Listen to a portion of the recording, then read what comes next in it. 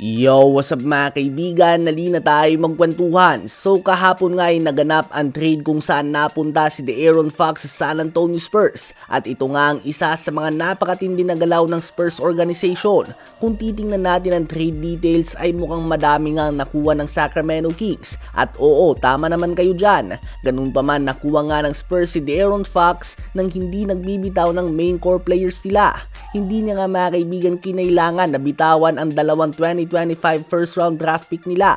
Kaya naman kung babagsak ang Hawks sa labas ng top 12 ng East, kahit na makapasok nga sa playoffs ang Spurs ay may tsansa pa rin sila na makakuha ng top 5 pick sa susunod na NBA draft. Bukod dyan ay hindi nga nila kinailangan na bitawan ang tulad nila Stephen Cassell, Devin Vassell, Jeremy Sohan, Chris Paul at Keldon Johnson.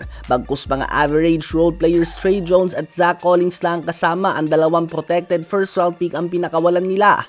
Kung iisipin nga ay nakuha nila ang all-star level player De'Aaron Fox gamit lang ang dalawang role players at dalawang first round pick. Ito ay dahil may third team na involved which is ang Chicago Bulls na binigay si Zach LaVine at iba pang draft picks nila. So malaking kudos nga sa GM ng Spurs dahil nagawa niya nga ang galaw na ito nang hindi nagbibitaw ng mga players mula sa young core niya na may very high potential.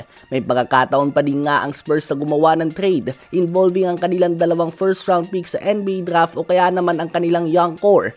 At pwede din nga sila na kumuha pa ng star player na mas handa na sa ngayon kung nais nga talaga nila na mag-compete sa mga contenders upang mabuo ang Big 3 ni De'Aaron Fox, Wemby at isa pang star. Sa pagkakakuha nga ng Spurs kay De'Aaron Fox ay napaabante nga nito ang kanilang timeline. Malamang next year ay handa na kagad sila na mag-all-in at pumasok sa win-now mode instead of developing Wemby.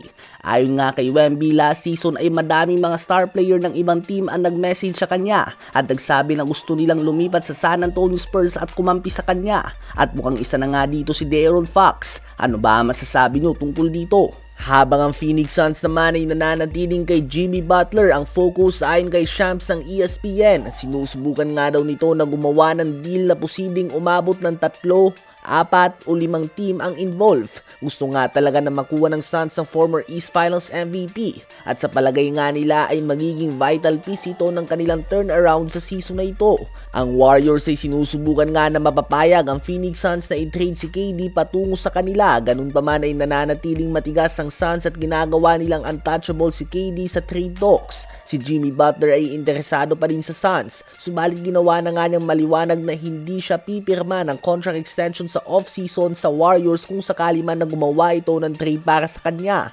Despite this warning mula kay Butler, hindi pa rin nga nagpapatinag ang Warriors at gusto pa rin nila na subukan na makuha si Butler kung saan ang mga fans ng organization na ito ay naguguluhan na at tila ba gusto lang nga gumawa ng galaw ng front office for the sake na masabi na may ginawa sila at hindi tumunganga lamang. Ayon nga kay Anthony Slater ng The Athletic, desperado na nga daw ang Warriors na gumawa ng trade. Ano ba ang masasabi nyo tungkol dito?